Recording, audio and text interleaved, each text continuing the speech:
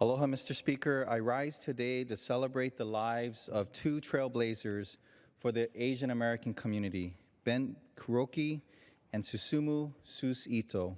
After the bombing of Pearl Harbor, Kuroki and his brother were one of the first Japanese Americans to enlist in the United States Air Force during World War II, at a time when over 100,000 other Japanese Americans were forced into incarceration camps without due process under the law.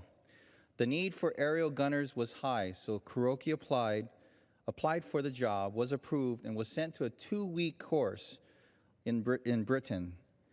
Kuroki received on-the-job training, and his maiden flight was on December 13, 1942. During this time of heavy discrimination against Japanese Americans, Kuroki's flight crew was instrumental in protecting him from the sneers and abuse by his fellow soldiers.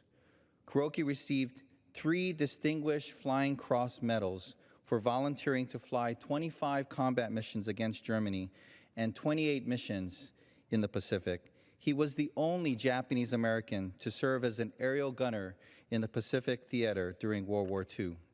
The son of Japanese immigrant farmers, Kuroki was born on May 16, 1917 in Gaithersburg, Nebraska.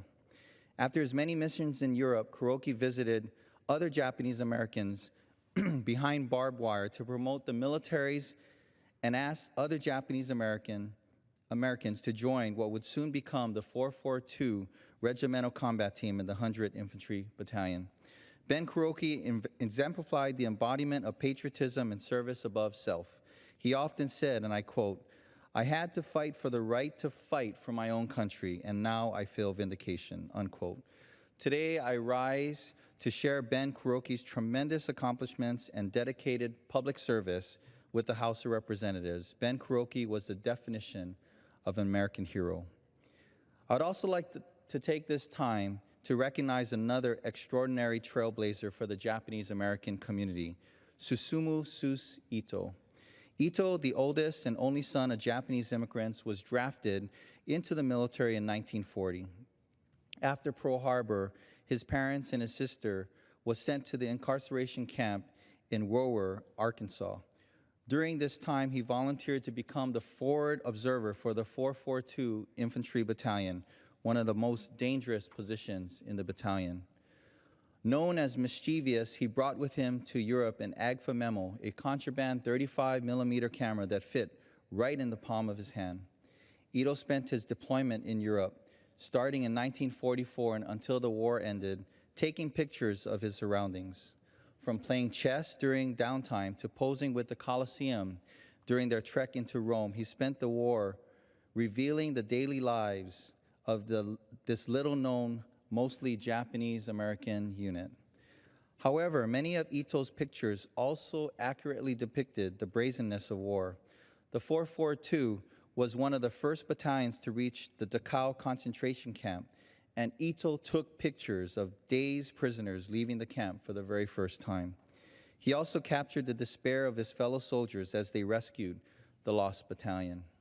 After World War II and through the GI Bill, he started an extraordinary career as a cellular biologist and became a researcher and professor at Harvard Medical School, where he worked for over 50 years. Ito donated his vast collection, thousands of images, to the Japanese-American Museum in Los Angeles as part of their Before They Were Heroes, Sus Ito's World War II Images collection. In August, I had the opportunity to tour this exhibit, and the images he captured constantly reminded me of the courage of our Japanese-American GIs who fought valiantly for our country while their families remained behind barbed wires. Today, I rise to share Sus Ito's tremendous accomplishments and dedicated public service with the House of Representatives. Mahalo. I yield back. The gentleman yields.